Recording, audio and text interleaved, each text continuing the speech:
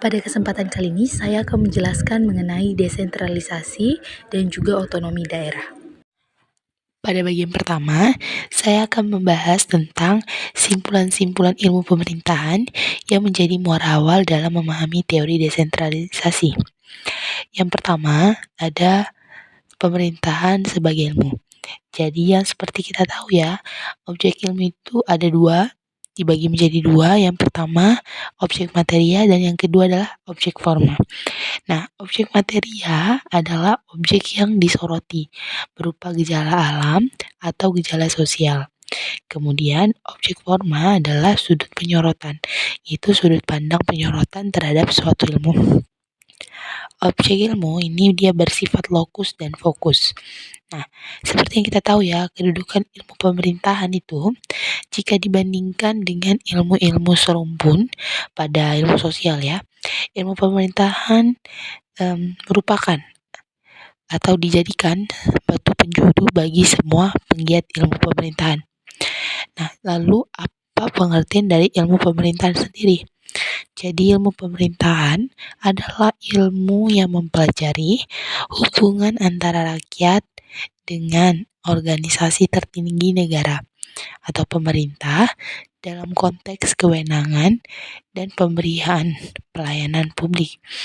Nah, sama seperti yang sudah dibahas di atas, objeknya apa? Nah, di sini objek pemerintahan itu ada pastinya materianya dan formanya. Nah, materianya di sini adalah negara. Nah, objek yang disorotinya itu adalah negara, dan untuk objek formanya itu adalah dibagi tiga. Yang pertama, ada hubungan rakyat dan pemerintah. Yang kedua, ada kewenangan, dan yang ketiga adalah pelayanan publik. Nah, itu bagian pertama tentang pemerintahan sebagai ilmu. Kita lanjut ke poin kedua, yaitu aliran ilmu dari pemerintahan, baik itu Anglo-Saxon dan aliran Eropa kontinental. Jadi, ilmu pemerintahan di Indonesia itu dipengaruhi oleh aliran Eropa kontinental dan aliran Anglo-Saxon, atau ini dia bawaan Amerika pemerintahan. Nah, kita akan bahas dulu dari Eropa kontinental. Jadi Eropa kontinental ini merupakan model unitaris atau negara kesatuan, yang mana itu ada kewenangan atau authority. Nah, di mana di sini adanya pelimpahan kewenangan ya. Pelimpahan kewenangan dari mana? Dari pemerintah nasional ke sub-sub pemerintahan nasional. Nah, di sini ada yang namanya azas pemerintahannya. Nah, azas pemerintahannya yang dijalankan oleh atau yang ada di aliran Eropa kontinental ini adalah desentralisasi, dekonsentrasi, dan tugas perbantuan. Nah, namun pada hal ini ada praktik pemerintahan yang harus disertai dalam pelaksanaan aliran Eropa kontinental ini. Nah, yang pertama, personil. Kedua, peralatan. Ketiga, pembiayaan. Dan keempat itu dokumentasi. Nah, aliran kontinental ini lebih ke arah ilmu pemerintahannya. Nah, kemudian di sisi lainnya yang kedua, aliran kedua yang tadi kita bahas itu aliran Anglo-Saxon. Nah, ini sempat kita singgung yang di awal. Nah, aliran Anglo-Saxon ini Amerika pemerintahannya Amerika punya. Nah, itu dia menggunakan model federalis atau negara bagian. Jadi kalau Eropa kontinental dia model unitaris, kalau di Anglo-Saxon ini dia menggunakan model federalis atau negara bagian, di mana di sini menggunakan yang namanya power atau kekuasaan. Jadi kalau misalnya di Eropa kontinental itu dia kan pakai kewenangan atau authority. Nah, sedangkan di Anglo-Saxon ini dia menggunakan power atau kekuasaan, yang artinya penyerahan kekuasaan dari state atau negara bagian ke center state atau pemerintah pusat. Nah, kalau yang tadi kontinental berarti pelimpahan kewenangan dari pemerintahan nasional ke sub-sub nasional. Kalau Anglo-Saxon itu dia penyerahan kekuasaan dari state negara bagian ke central state, jadi pemerintah pusat. Nah, di sini itu yang diterapkan itu ada asas pemerintahan devolution ya. devolution. Nah, dalam hal ini alirannya itu menggunakan praktik juga ya, praktik pemerintahannya yang harus disertai. Nah, kalau yang tadi tuh dia yang sebelumnya itu aliran Eropa kontinental itu kan dia personil, peralatan, pembiayaan, dan dokumentasi. Nah, sedangkan kalau di Anglo-Saxon ini cuma dua, pembiayaan dan dokumentasi saja. Nah, aliran Anglo-Saxon ini dia lebih ke arah ilmu administrasi negara. Nah, melalui dua ilmu ini, nah ini cikal bakal adanya ilmu kebijakan publik eh, sebagai media, di mana medianya gabungan dari dua aliran yang mewarnai ilmu pemerintahan ini. Nah, itu dia. Kemudian secara singkat ya, tadi kan ada disinggung tentang pemerintahan nasional dan subnasional atau pemerintahan pusat dengan stage dan lain sebagainya. Jadi ada seperti bagan ya, kalau kita bayangkan itu bagan. Nah, kalau Eropa kontinental tuh dia di atas. Di atas tuh ada pemerintahan nasional, terus ada cabangnya ke bawah. Tiga itu pemerintah subnasional, tengahnya pemerintah subnasional, itu yang lagi pemerintah subnasional. Nah, kalau di Anglo-Saxon dia itu namanya pemerintahan pusat. Nah, kalau di Eropa kan dia pemerintahan nasional ya. Nah, kalau di Anglo itu dia pemerintahan pusat. Nah, itu ada state. Nah, dia itu bagi state. Nah, gitu dia. Kemudian pasti di antara dua ini ada, pasti kita kepikiran ya, kebayang ya, apa sih pola atau dari Eropa kontinental dan section, kayak agak ribet banget gitu, kayak capek gitu lihatnya. Jadi kita langsung saja. Nah, jadi intinya ya, Eropa kontinental itu pasti punya ciri utama. Nih ya, cirinya yang pertama itu bersifat hierarkis dan tersentralisasi dengan ciri-ciri dominasi eksekutif ya. Sedangkan lembaga legislatif daerahnya bersifat subordinasi. Nah, itu ciri utama dari Eropa kontinental. Nah, sedangkan ciri utama dari Anglo-Saxon itu sifatnya sangat desentralistik dengan ciri-ciri dominasi oleh lembaga legislatif lokal. Nah, tapi untuk penggunaannya sendiri di Indonesia ya, karena kita menggabungkan dua aliran ini. Jadi kalau di Indonesia sendiri penggunaan aliran Eropa kontinental ini itu digunakan sejak zaman Hindia Belanda sampai era Orde Baru. Nah, khususnya itu pada saat Undang-Undang Nomor 5 Tahun 1972 tentang pokok pemerintahan di daerah. Nah, sedangkan untuk Anglo-Saxon ini penggunaannya di Indonesia itu sejak reformasi, khususnya pada Undang-Undang Nomor 22 Tahun 2000, maksudnya 1999 tentang pemerintahan daerah begitu. Kemudian ya, ini yang menjadi simpulan-simpulan ya, awal-awal mula kenapa ada yang namanya teori desentralistik. Maksudnya desentralisasi. Nah, kemudian akan dijelaskan tentang pemerintahan daerah dan pemerintah daerah. Wah, ternyata berbeda ya pemerintahan daerah dengan pemerintah daerah. Apa yang menjadi pembedanya? Kita bahas dulu dari pemerintahan daerah. Jadi pemerintahan daerah itu adalah proses atau aktivitas pemerintah. Nah, kemudian pemerintahan daerah itu, pemerintahan daerah. Nah, itu normalnya merujuk pada berbagai unit pemerintahan publik yang tidak tergantung secara hierarkis dengan pemerintah pusat dalam hal pelaksanaan fungsi pelayanan publik. Nah, konsepnya ini dari pemerintahan daerah ini, yang pertama dari dimensi sosial ya. Dari dimensi sosial, pemerintahan daerah yang menyajikan suatu dimensi dengan menggabungkan dua kecenderungan saling bertentangan, yaitu perasaan bersatu dan menyatu rasa antara masyarakat setempat dan perasaan berbeda antara daerah setempat. Nah, itu dia ya dari segi dimensi sosial. Untuk dari segi dimensi geografis, pemerintahan daerah berasal dari suatu konsep. Nah, bahwa di antara penduduk di suatu daerah tertentu memiliki suatu kesadaran yang terdiferensiasi dengan penduduk di daerah lain. Nah, kemudian dari dimensi lainnya kita ambil dari dimensi ekonomi. Nah, untuk dari segi dimensi ekonomi sendiri, itu dia otoritas lokal setempat tidak memiliki peran yang khusus untuk melakukan pembangunan sosial ekonomi suatu negara karena memiliki sumber daya yang minim. Nah, partisipasi pemerintah akan memperkuat otonomi daerah, melahirkan perencanaan pembangunan. Kemudian, dari dimensi hukum, itu adalah status pemerintahan daerah sebagai unit-unit lokal atau sole government atau daerah yang berpemerintahan, ya.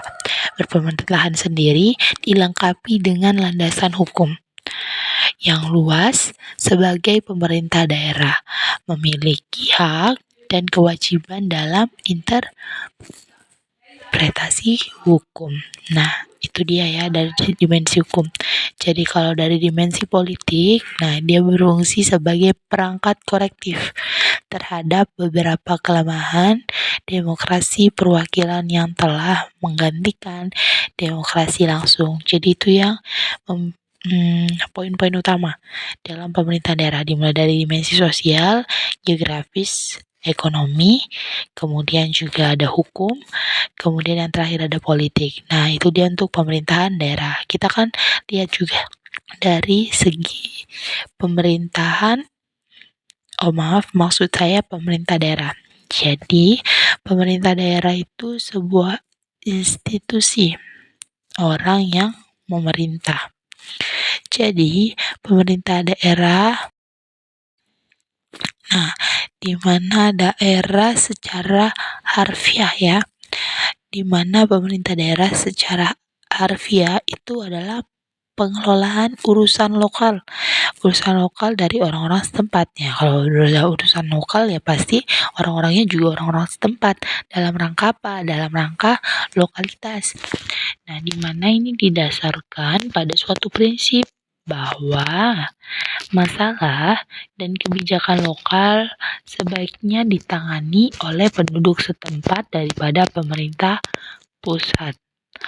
Nah, ada pendapat dari Lockhart ya, kita kenal dengan Lockhart, di mana pemerintah daerah sebagai organisasi publik yang berwenang untuk memutuskan dan mengatur sejumlah kebijakan publik yang terbatas dalam wilayah yang relatif kecil, yang merupakan subdivisi dan dari pemerintah regional atau nasional.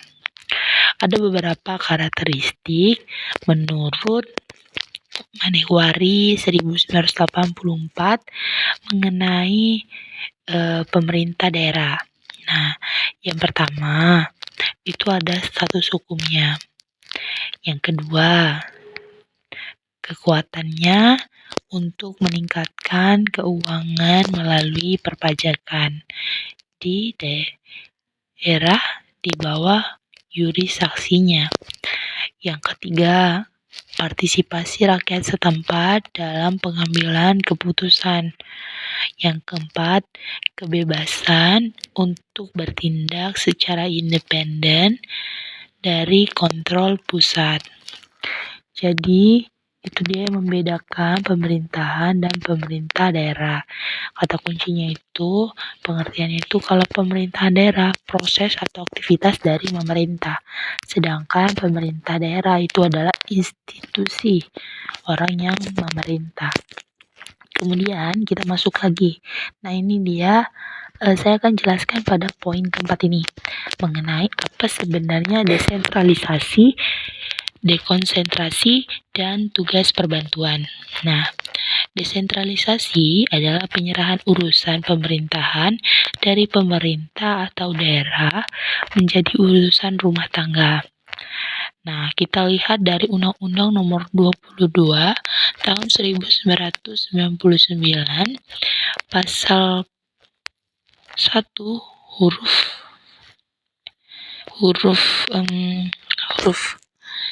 E ya. Oke, huruf E.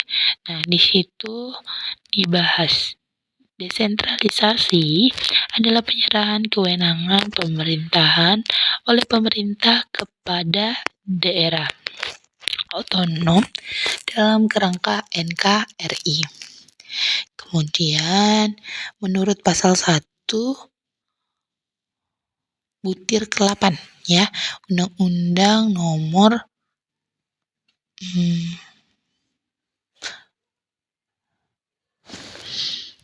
23 tahun 2014, yaitu desentralisasi adalah penyerahan urusan pemerintahan oleh pemerintah pusat kepada daerah otonom berdasarkan asas otonomi.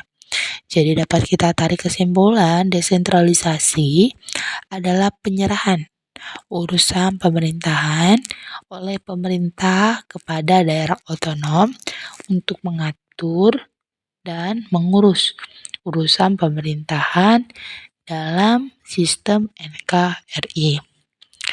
Kemudian kita lanjut dengan dekonsentrasi. Nah, dekonsentrasi itu adalah pelimpahan kewenangan penyelenggaraan urusan pemerintahan dari pemerintah pusat kepada organ-organnya yang ada di daerah otonom dengan pembiayaan dari anggaran negara, di mana penyelenggaraan asas dekonsentrasi itu dapat kita kaitkan di mana Korps Pamong Praja yang sekaligus mengawasi jalannya pemerintahan daerah ya. Kemudian kita sesuaikan pula dengan Undang-Undang Nomor 5 Tahun 1974 tentang asas dekonsentrasi, di mana asas dekonsentrasi ini lebih dominan dibandingkan asas desentralisasi, sehingga disebut pemerintahan yang sentralistik. Pemberian otonomi kepada daerah otonom lebih merupakan aksesoris politik untuk mencegah prasangka negara lain bahwa Indonesia merupakan penganut sistem pemerintahan sentralistik, represif, dan totaliter. Kemudian tugas perbantuan. Nah, menurut pasal 1 huruf D Undang-Undang Nomor 5 Tahun 1974, nah, tugas perbantuan adalah tugas untuk turut serta dalam melaksanakan urusan pemerintahan yang ditugaskan kepada pemerintah daerah.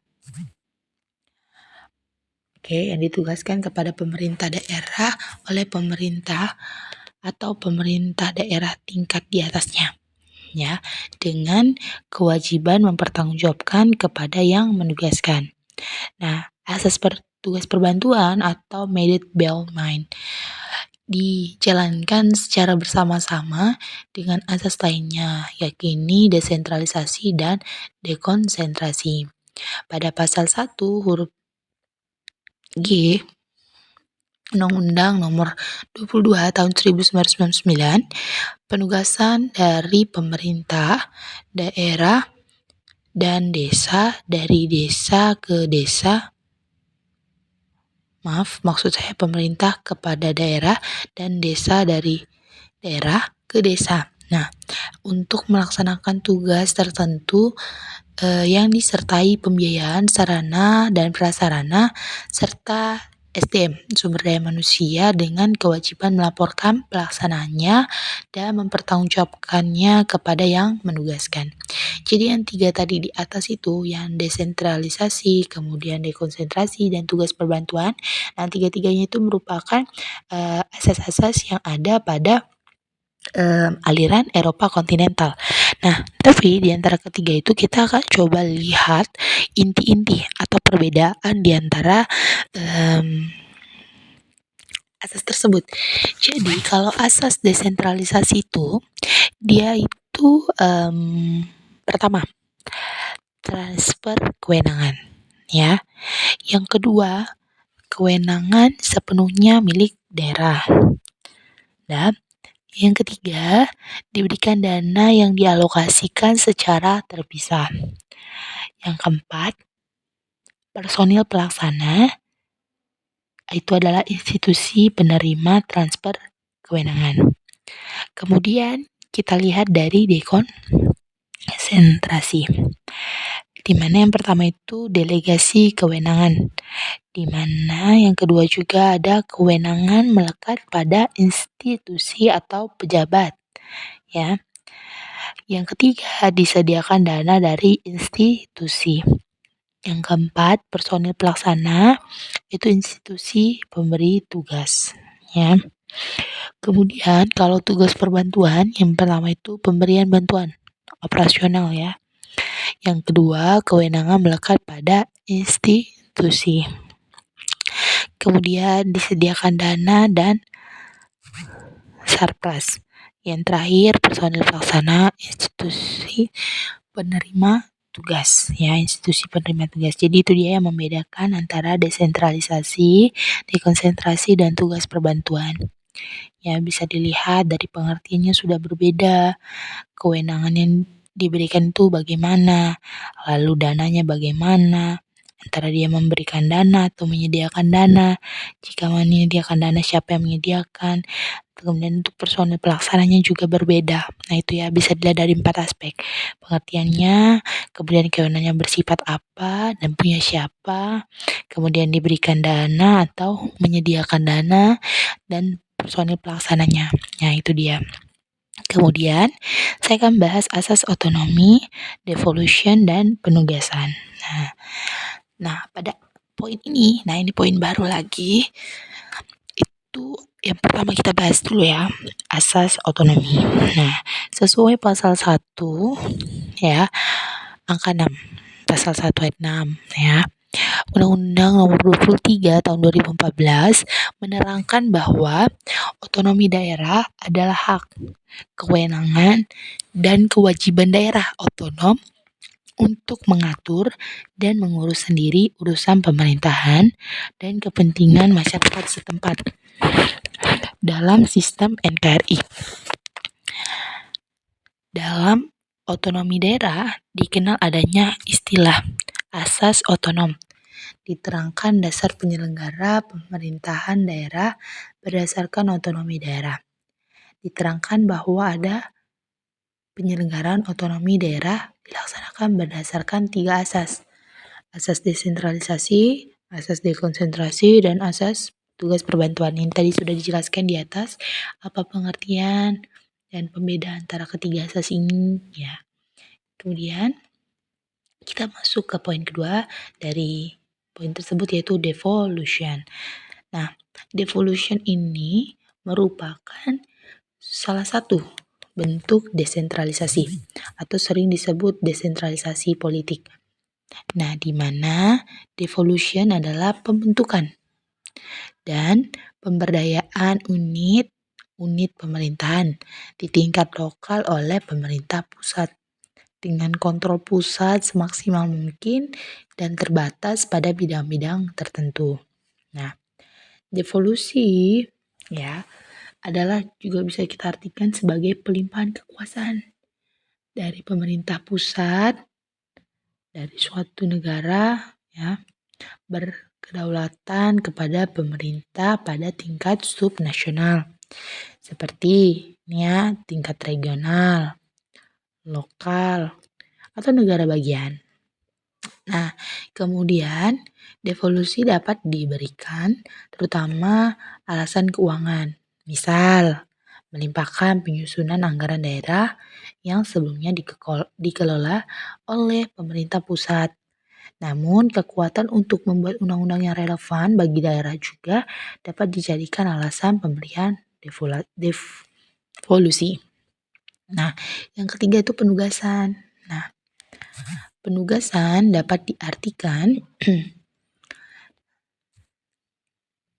di mana dapat kita artikan dalam pemerintahan itu dapat diartikan yang pertama, penugasan dari pemerintah kepada daerah dan desa atau dari daerah ke desa untuk melaksanakan tugas tertentu.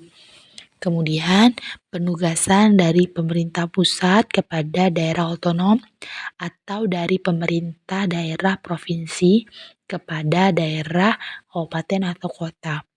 untuk melaksanakan sebagian urusan pemerintahan. Penugasan dalam pemerintahan dapat disertai dengan pembiayaan, sarana dan prasarana, serta SDM atau sumber daya manusia. Penugasan ini juga disertai dengan kewajiban untuk melaporkan dan mempertanggungjawabkan pelaksanaannya kepada yang menugaskan. Kemudian, di sini juga saya akan menjelaskan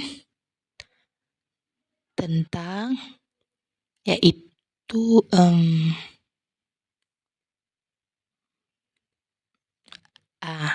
ini ya, tentang tugas umum pemerintahan dan tugas pemerintahan umum. Apa bedanya? Nah, pasti seringnya kita kadang-kadang terbalik atau kira-kira sama aja gitu, tapi beda ya. Jadi apa yang membedakan? Nah, kita akan jelaskan di sini. Jadi, tugas umum pemerintahan. Nah, ini merujuk pada tugas-tugas pemerintah yang bersifat menyeluruh dan mencangkup seluruh aspek administrasi dan pelayanan publik, termasuk menjaga ketertiban umum, pertahanan, dan penegakan hukum. Ini adalah tugas yang menjadi tanggung jawab bersama, baik pemerintah pusat maupun pemerintah daerah, ya, tugas umum pemerintahan. Sedangkan tugas pemerintahan umum lebih spesifik. Nah, dia itu merujuk pada tugas yang harus dijalankan oleh pemerintah daerah, tetapi masih di bawah kontrol dan arahan dari pemerintah pusat. Nah, ini mencangkup urusan yang sifatnya lebih administratif dan operasional, di mana contohnya ini seperti penyelenggaraan pemilu di tingkat lokal atau pelaksanaan program nasional daerah. Jadi itu dia yang membedakan antara tugas umum dan tugas umum pemerintahan dengan tugas pemerintahan umum. Jadi kalau tugas umum pemerintahan itu tugas-tugas pemerintah yang menyeluruh, mencangkup keseluruhan aspek. Nah, itu dia menjadi tanggung jawab bersama, tanggung jawab pusat dan juga tanggung jawab dari daerah. Nah, sedangkan kalau pemerintahan umum, nah itu dia lebih spesifik. Nah, tugas-tugas itu harus dijalankan oleh pemerintah daerah, tetapi tetap masih di bawah pengawasan atau kontrol, ya, dari ataupun kontrol atau pengawasan atau juga arahan dari pemerintah pusat. Nah, itu dia mengenai simpulan-simpulan ya, atau bisa dibilang simpul-simpul awal ya, ilmu pemerintahan yang menjadi morawal. Jadi dasar awal dalam kita memahami teori desentralisasi, dimulai dari pemerintahan sebagai ilmu, kemudian tadi dibahas juga aliran ilmu pemerintahan Anglo-Saxon dan juga aliran Eropa kontinental. Kemudian kita bahas juga tentang pemerintahan daerah dan pemerintah daerah. Kemudian kita membahas juga tentang pengertian daripada desentralisasi, dekonsentrasi, dan tugas perbantuan. Terus kita juga sempat tadi membahas juga tentang asas daripada otonomi, devolution, dan juga penugasan. Kita bahas juga tentang kewenangan dan urusan pemerintahan, baik pusat dan daerah. Ini kita bahas tentang kewenangan pemerintah di Indonesia yang dibagi antara pusat dan daerah, di mana disesuaikan dengan desentralisasinya. Nah, pemerintah pusat ini bertanggung jawab atas urusan absolut seperti pertahanan, kebijakan luar negeri, keamanan, dan yudistisi. Sementara kalau urusan pemerintah daerah terbagi menjadi urusan wajib dan urusan pilihan, di mana urusan wajib terkait dengan pelayanan dasar seperti kesehatan dan pendidikan. Kemudian untuk urusan pilihan itu dia berkaitan dengan potensi dan karakteristik daerah masing-masing. Dan tugas umum dan pemerintahan dan tugas pemerintahan umum itu tadi ya, yang membedakan tugas umum pemerintahan dan tugas pemerintahan umum. Tadi kita juga sempat bahas kewenangan dan urusan pemerintahan yang sebelumnya yang saya bahas ya, baru saya bahas tentang kewenangan dan urusan pemerintahan baik pusat dan daerah ya, sudah seperti yang kita tahu. Nah, nanti kita kita akan lanjut ke bagian yang selanjutnya. Pada bagian kedua, saya akan menjelaskan hubungan antara teori desentralisasi dan otonomi daerah dengan aturan-aturan terbaru. Yang pertama, Undang-Undang Nomor 5 Tahun 2014 tentang Aparatur Sipil Negara atau ASN. Jadi, teori desentralisasi mengalihkan kekuasaan dari pemerintah pusat ke pemerintah daerah untuk meningkatkan efisiensi dan responsivitas. Kemudian, otonomi daerah adalah hak dan kewenangan pemerintah daerah untuk mengatur urusan lokalnya sendiri. Lalu, apa kaitannya dengan Undang-Undang Nomor 5 Tahun 2014 tentang Aparatur Sipil Negara? Jadi, undang-undang ini mendukung tentang adanya teori desentralisasi di mana dengan memberikan pemerintah daerah kekuasaan lebih dalam mengelola ASN atau aparatur sipil negara. Nah, ini bisa juga memperkuat otonomi daerah dengan meningkatkan kapasitas dan tanggung jawab pemerintah lokal dalam mengelola ASN-nya atau aparatur sipil negaranya dan mencerminkan desentralisasi dalam praktiknya. Yang kedua, berdasarkan dengan Undang-Undang Nomor 6 Tahun 2014 tentang teori desentralisasi dan otonomi daerah, di situ bagiannya adalah desa. Nah, desentralisasi ini akan memperluas otonomi desa, di mana dengan memberikan kewenangan yang lebih luas bagi desa untuk mengatur urusannya sendiri, sehingga desa tersebut menjadi lebih mandiri. Kemudian yang kaitannya dengan undang-undang masih berkaitan dengan teori desentralisasi dan otonomi daerah khususnya desa, itu adalah pengelolaan sumber daya. Jadi pengelolaan sumber daya ini akan lebih mandiri. Kenapa? Karena undang-undang ini memberikan kewenangan kepada desa atau wewenang kepada desa untuk mengelola keuangan dan aset desa itu sendiri secara mandiri.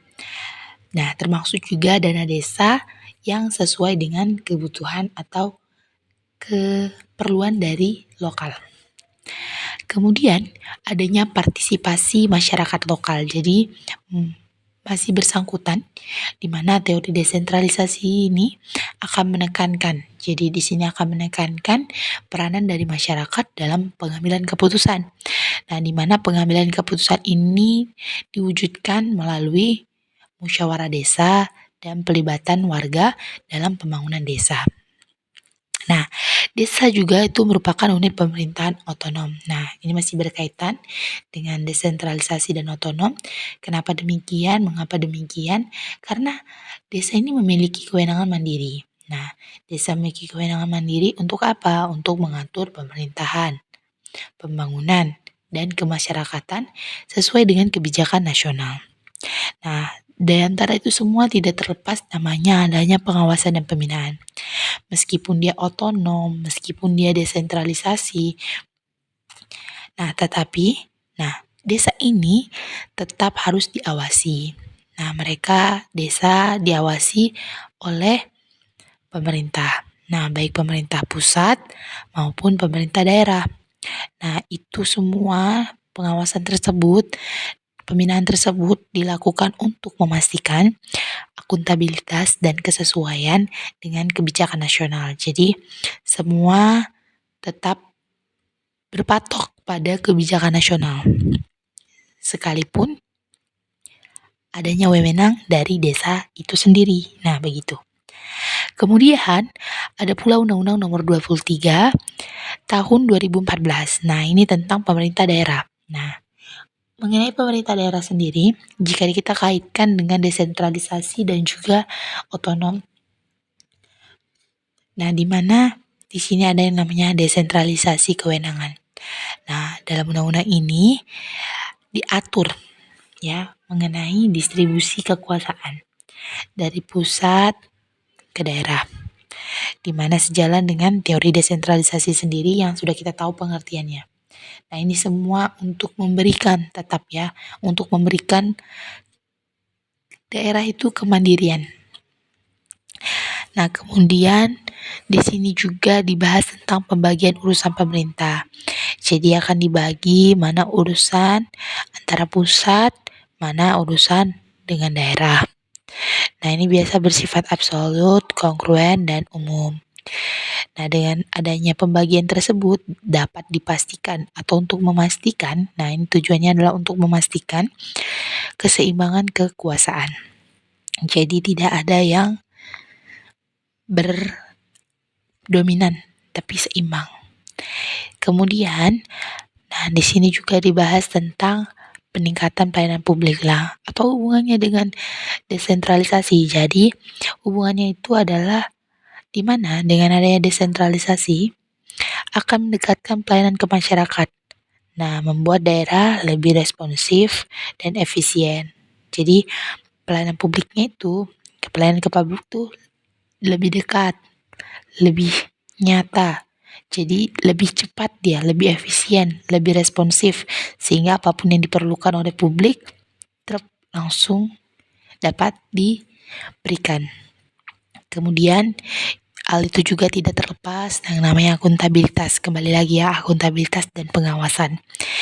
Jadi walaupun dia otonom, walaupun dia desentralisasi atau apapun itu, tetap daerah harus diawasi.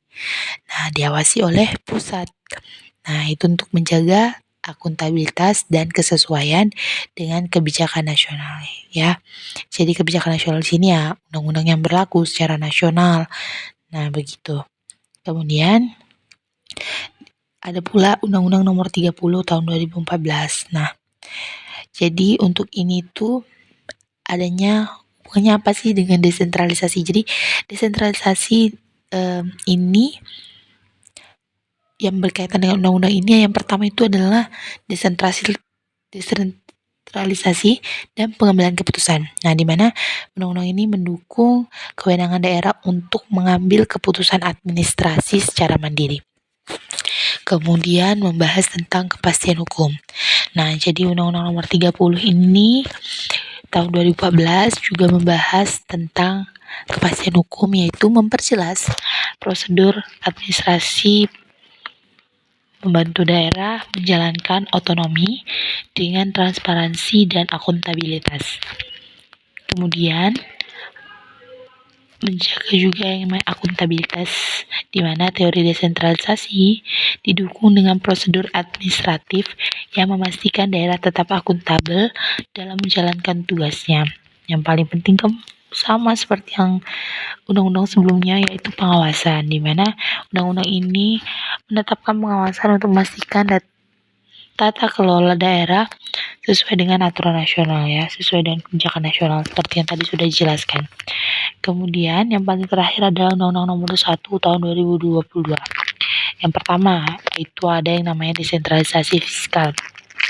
Jadi undang-undang ini memberikan kesempatan, memberikan kewenangan kepada daerah untuk bisa lebih besar ya, kewenangan yang lebih besar, kesempatan yang lebih besar dalam mengelola keuangan yang mendukung atau yang dapat membantu mendorong adanya otonomi finansial daerah. Kemudian, yang kedua itu kemandirian daerah. Nah, undang-undang ini mendorong adanya peningkatan pendapatan asli daerah atau PAD. Nah, di mana ini akan digunakan atau memiliki tujuan untuk mengurangi ketergantungan pada pemerintah pusat. Nah, kalau udah mandiri, pasti daerah tidak akan bergantung lagi kepada pusat. Kemudian, akan bahas juga tentang pemerataan pembangunan. Jadi, undang-undang ini membantu pemerataan pembangunan dengan alokasi dana yang lebih adil sesuai kebutuhan. Jadi, setiap pembangunan yang terjadi di setiap daerah itu dia pembangunannya merata. Jadi kira-kira daerah yang ini butuhnya bangun apa, jadi dia lebih sesuai kebutuhan. Nah, itu dia. Kemudian adanya akuntabilitas keuangan. Nah, kembali lagi akuntabilitas ini ditekankan terus-menerus di tiap undang-undang ya. Jadi, di mana di sini undang-undang harus memastikan bahwa pengelolaan keuangan daerah itu harus dia akuntabel dan transparan. Jadi semua terbuka kepada umum, tidak ada yang ditutup-tutupi, tidak ada yang disembunyikan, semua bersifat dengan terang-terangan. Nah, jadi itu dia mengenai apa sebenarnya hubungan teori desentralisasi dan otonomi daerah terhadap undang-undang terbaru atau undang-undang yang berlaku saat ini. Begitu. Selanjutnya, saya akan membahas pada bagian ketiga ini adalah tentang apa sebenarnya proses desentralisasi dan otonomi daerah jika dihubungkan dengan perkembangan.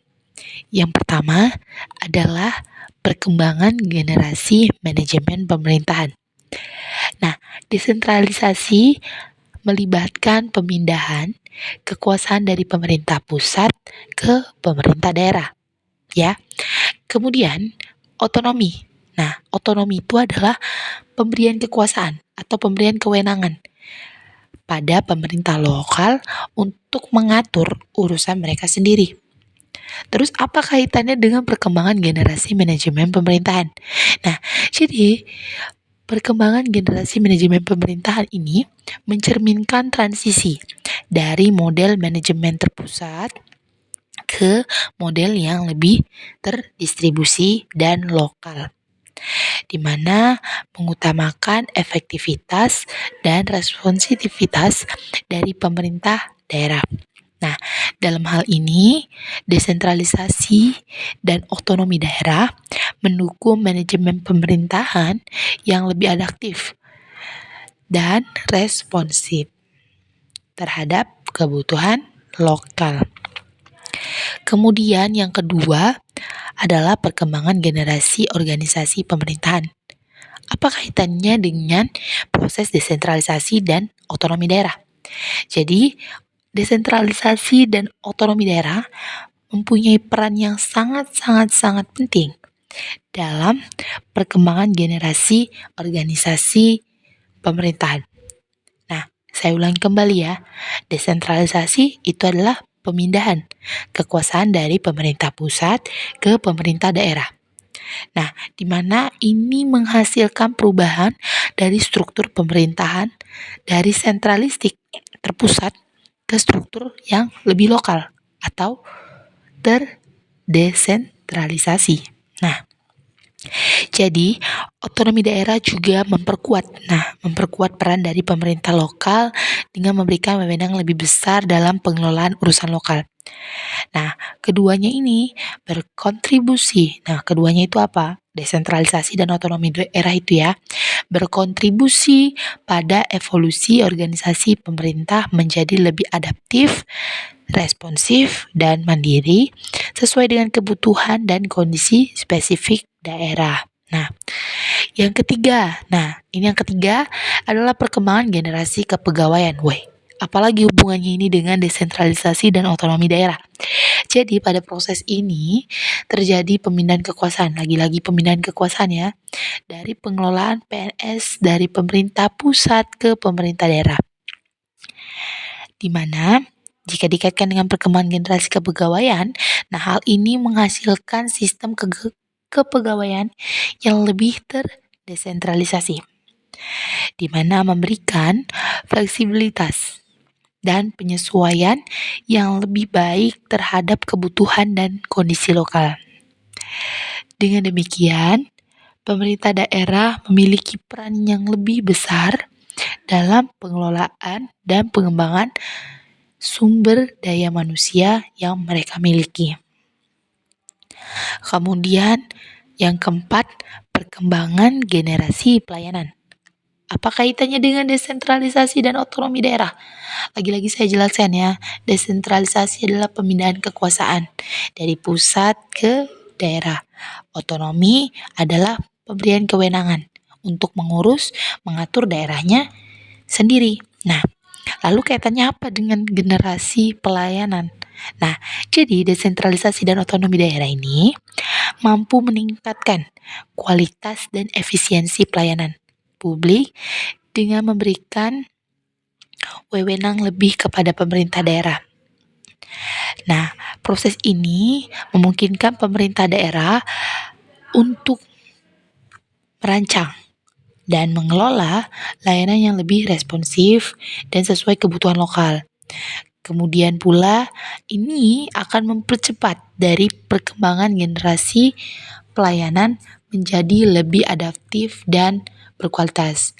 Jadi itulah merupakan hubungan antara proses desentralisasi dengan otonomi daerah jika dihubungkan dengan perkembangannya. Jadi ada perkembangan generasi manajemen pemerintahan, kemudian ada perkembangan generasi organisasi pemerintahan, kemudian ada perkembangan generasi kepegawaian, dan perkembangan generasi pelayanan. Jadi di antara keempat generasi tersebut, perkembangan generasi tersebut di antara empatnya itu sama-sama ingin menciptakan suatu hal yang lebih adaptif, lebih responsif terhadap kebutuhan lokal, baik secara manajemennya, baik dari organisasinya, baik dari kepegawaiannya, dan juga pelayannya, sehingga dapat disesuaikan dengan kebutuhan lokal dari masing-masing daerah.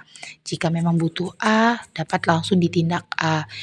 Mungkin kepegawaiannya perlu B, langsung ditindak B, atau pelayanannya perlu C, langsung ditindak C. Jadi semua lebih cepat, lebih tanggap, lebih tap-tap, bisa dibilang seperti itu, lebih cepat, tepat, dan lebih responsif ya, sesuai dengan yang tadi dibilang dari awal, responsif, adaptif, dan mandiri sesuai dengan kebutuhan dan kondisi spesifik dari daerah masing-masing. Jadi kalau demikian akan tercipta suatu hal yang lebih baik ke depannya tiap daerah itu, karena kebutuhan tiap daerah itu beda-beda. Daerah A dengan daerah B pasti beda kebutuhannya, tapi ketika diserahkan atau adanya proses desentralisasi dan otonomi daerah, maka daerah tersebut lebih tahu apa yang dibutuhkannya, apa yang menjadi solusinya, apa ininya, dan lain sebagainya. Nah, begitu dia. Jadi makanya ada perhubungannya. Nah, itu dia. Nah, sampailah kita di bagian paling terakhir, bagian keempat. Nah, di sini akan dijelaskan tentang proses desentralisasi dan otonomi daerah yang dihubungkan dengan perkembangannya. Nah, di sini berbeda dengan materi sebelumnya. Jadi dia ini lebih ke bagi menjadi beberapa bagian. Yang pertama, organisasi kecamatan, organisasi kelurahan, dan organisasi desa. Nah, kita akan bahas satu persatu ya, dimulai dari organisasi kecamatan. Nah, jika dilihat dihubungkan dengan proses desentralisasi dan otonomi daerah, nah organisasi kecamatan ini dengan adanya desentralisasi dan otonomi daerah, yang pertama adanya peningkatan peran dan fungsi. Nah, di mana kecamatan ini tidak hanya lagi sebagai unit pelaksana dari teknis, tetapi juga memiliki peran sebagai koordinator dari kegiatan pembangunan di tingkat kecamatan. Nah, fungsinya, di mana fungsi dari kecamatan semakin kompleks, meliputi perencanaan, pembangunan, pelaksanaan kegiatan, pemerintahan, dan pemberdayaan masyarakat, serta penyelenggaraan pelayanan publik. Ya. Kemudian yang kedua itu peningkatan kewenangan dari kecamatan, di mana kecamatan diberikan kewenangan yang lebih luas, dalam apa? Dalam mengelola pemerintahan di wilayahnya. Seperti ini contohnya ya, perizinan. Nah, kemudian juga penegakan peraturan daerah, Perda. Kemudian yang terakhir itu juga bisa pengelolaan aset daerah. Kemudian dengan adanya proses desentralisasi dan otonomi daerah juga meningkatkan tanggung jawab dari kecamatan. Di mana selain itu pula, dengan adanya proses desentralisasi dan otonomi daerah, itu juga berubah struktur organisasi Kemudian juga bisa peningkatan sumber daya manusia atau SDM dan peningkatan partisipasi dari masyarakat. Nah, untuk peningkatan tanggung jawab sudah pasti ya, karena peran dan fungsinya bertambah, pasti tanggung jawabnya juga bertambah. Kemudian untuk perubahan struktur organisasi pasti, karena yang awalnya terpusat atau sentralisasi, kemudian berubah menjadi ke daerah masing-masing, lokal, desentralisasi, di mana urusannya semua diserahkan ke urusan masing-masing dari tiap kebutuhan lokal masing-masing juga. Kemudian peningkatan sumber daya manusia. Kenapa terjadi peningkatan sumber daya manusia? Karena manusia-manusia atau orang-orang lokal menjadi lebih kebutuhannya itu lebih terpenuhi. Nah, misal butuh pendidikan. Nah, jadi daerah itu mengatur pendidikannya sendiri dan lain sebagainya sehingga akan meningkatkan kualitas dari sumber daya manusia itu. Kemudian yang terakhir itu tadi saya bahas tentang peningkatan partisipasi masyarakat. Kenapa dapat meningkatkan partisipasi masyarakat? Karena di sini masyarakat dituntut juga ikut berperan aktif dalam mungkin pengambilan keputusan. Keputusannya itu misalnya gimana? Mungkin ada acara-acara tertentu, pertemuan tertentu yang mengajak masyarakat untuk ikut serta, atau pembangunan suatu tempat atau fasilitas umum. Nah, itu juga membantu partisipasi masyarakat itu. Jadi sebenarnya proses desentralisasi dan otonomi daerah ini berperan ya dalam hubungannya dengan kecamatan. Nah, itulah ya perannya itu ya, pastinya meningkatkan peran dari kecamatan itu sendiri, meningkatkan fungsinya dari kecamatan itu sendiri, meningkatkan kewenangan kecamatan itu, meningkatkan tanggung jawabnya, kemudian pastinya ada perubahan. Nah, dan juga adanya peningkatan juga ya sumber daya manusia dan partisipasi masyarakatnya. Nah, di bawah kecamatan tuh yang ada pasti namanya kelurahan. Nah, kelurahan sendiri, seperti yang kita tahu ya, kelurahan dipimpin oleh lurah. Nah, lurah di sini sebagai pimpinan formal di kelurahan dalam setiap event penting. Jadi, lurah ini memiliki suatu peranan penting dalam semua atau setiap event-event penting dalam penyelenggaraan pemerintahan. Dan itu sudah tidak dapat disangka lagi ya, itu sudah ketentuannya. Nah, untuk itu adanya yang namanya peningkatan mutu dan kualitas lurah. Nah, ini dikaitkan dengan proses desentralisasi dan otonomi daerah. Jadi, dia harus ditingkatkan mutu dan kualitas dari lurah tersebut beserta dengan aparat-aparat kelurahan, karena pasti lurah ada pendampingannya toh, pasti ada rekan-rekan sekerjanya. Nah, jadi dia tidak mungkin bisa mengatur kelurahan itu sendiri, ya pasti ada rekan-rekan yang mendukung. Makanya itu, oleh karena itu mutu dan kualitas dari lurah itu harus ditingkatkan, bukan lurahnya aja tapi aparat kelurahannya juga. Nah, untuk itu peningkatan mutu dan kualitas lurah ini tidak dapat ditawar-tawar lagi, memang harus dan wajib ya, wajib dilakukan dari sekarang. Melalui apa? Pemberian materi terkait tugas pokok dan fungsi dia. Nah, seperti implementasinya dari penjabaran dari pasal 127 ayat 1 Undang-Undang 32 tahun 2004. Nah, tentang ditetapkannya peraturan pemerintah nomor 73 tahun 2015. Oh maaf, maksud saya nomor 73 tahun 2005. Nah, ya, jadi itu mengatur tentang kelurahan yang memberikan penegasan terhadap dua domain terkait dengan penyelenggaraan kelurahan.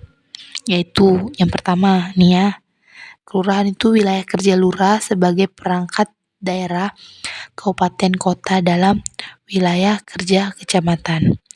Yang kedua, lembaga masyarakat.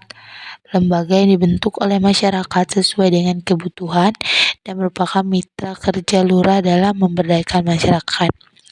Jadi, dalam organisasi kelurahan, jika dikaitkan dengan proses dari desentralisasi dan juga otonomi daerah, itu dia berkaitan dengan peningkatan kualitas dan mutu daripada lurah tersebut. karena apapun yang terjadi, lurah merupakan pimpinan formal, orang yang punya peranan penting, fungsi penting dalam setiap event, setiap acara, setiap momen penting dalam penyelenggaraan pemerintah, dan itu udah nggak bisa disangka lagi ya, seperti yang tadi di awal saya bilang udah nggak bisa disangka lagi. Dan itu juga peningkatan mutunya juga bukan hanya lurahnya saja, tapi aparat-aparat dari kelurahan tersebut. Nah, aparat-aparat kelurahan tersebut ya, jadi karena kan ya lurah nggak mungkin dia memimpin atau mengelola kelurahannya sendiri, pasti ada orang-orang pendukungnya, dan itu dalam hal peningkatan mutu dan kualitas tersebut nggak bisa ditawar ya, nggak bisa ditawar lagi, memang harus dilakukan secepatnya, sedini mungkin dari sekarang. Dengan cara apa ya, kita kasih tahu materi-materi atau tugas pokok dari dia, sehingga dia juga bisa bekerja secara maksimal, secara totalitas terhadap wilayahnya itu atau kelurahan tersebut gitu. Nah, kemudian dan terakhir itu adalah organisasi desa. Nah, organisasi desa. Nah, jadi sebenarnya kita pernah nggak kepikiran sebenarnya desa itu berasal dari bahasa apa sih? Atau apa sih pengertiannya? Kayak desa. Mungkin selama ini mungkin kita belum terlalu mengenal ya apa desa. Jadi desa itu berasal dari bahasa India yang artinya kalau di India itu dia Swadesi. Nah, apa sih arti desa dalam bahasa India Swadesi itu? Nah, jadi kata desa itu berarti tempat asal, bisa, atau tempat tinggal juga bisa. Negeri asal juga boleh, atau tanah leluhur yang merujuk pada satu kesatuan hidup boleh, atau satu kesatuan norma, atau juga bisa dikatakan memiliki batas yang jelas. Nah, jadi kalau kita lihat dari sejarah nih ya, desa ini udah dikenal ya, sudah dikenal tuh dari zaman dulu-dulu. Zaman dulu itu apa? Nah, zaman kerajaan Nusantara sebelum kedatangan Belanda. Nah, di mana desa adalah wilayah yang mandiri di bawah taklukan kerajaan pusat. Nah, kemudian apa kaitannya dengan proses desentralisasi dan otonomi daerah? Di mana dalam praktek penyelenggaraan pemerintahan, nah ini ya, kerajaan pusat hanya menuntut loyalitas desa, sedangkan bagaimana desa menyelenggarakan pemerintahannya, kerajaan pusat tidak mengatur, melainkan menyerahkan kepada desa yang bersangkutan untuk mengatur dan mengurusnya sesuai dengan adat istiadat dan tata caranya sendiri. Nah, itu dikutip dalam kutipan Suryaningrat 1992. Demikianlah video terkait atau mengenai tentang desentralisasi dan otonomi daerah. Jadi sudah dijelaskan dari bagian pertama tentang muara awal dari teori desentralisasi, dimulai dari pengertian pemerintahan sebagai ilmu, kemudian tadi dibahas juga mengenai aliran yang mendasari adanya desentralisasi, dimulai dari aliran dari Eropa kontinental dan juga Anglo-Saxon. Kemudian ada juga mengenai pengertian-pengertian mengenai pemerintah daerah, kemudian juga perbedaan antara tiap asas, ada desentralisasi, dekonsentrasi, dan juga ada tentang tugas perbantuan, kemudian dibahas pula tentang devolution, ada pula tentang penugasan, dan masih banyak lagi ya tadi dijelaskan di bagian pertama. Kemudian juga yang di bagian kedua tadi sudah dijelaskan tentang apa hubungan atau keterkaitan antara desentralisasi dan otonomi daerah dengan yang namanya itu adalah aturan-aturan yang berlaku saat ini ya di Indonesia khususnya. Kemudian dibahas pula tentang proses perkembangan daripada desentralisasi dan otonomi daerah dalam hubungan perkembangannya di situ ada perkembangan generasi manajemen pemerintahan, organisasi pemerintahan, kemudian juga tentang kepegawaian dan juga pelayanan. Yang terakhir bagian keempat itu dijelaskan mengenai hubungan atau keterkaitan daripada sentralisasi dan otonomi daerah dengan organisasi kecamatan, organisasi kelurahan, dan juga organisasi desa. Nah, diharapkan melalui video ini teman-teman bisa kebantu dengan adanya video edukatif ini. Sampai jumpa di video edukatif selanjutnya. Kiranya video tersebut tetap terus bisa memotivasi teman-teman. Saya akhiri dengan Assalamualaikum warahmatullahi wabarakatuh dan salam sejahtera buat kita semua.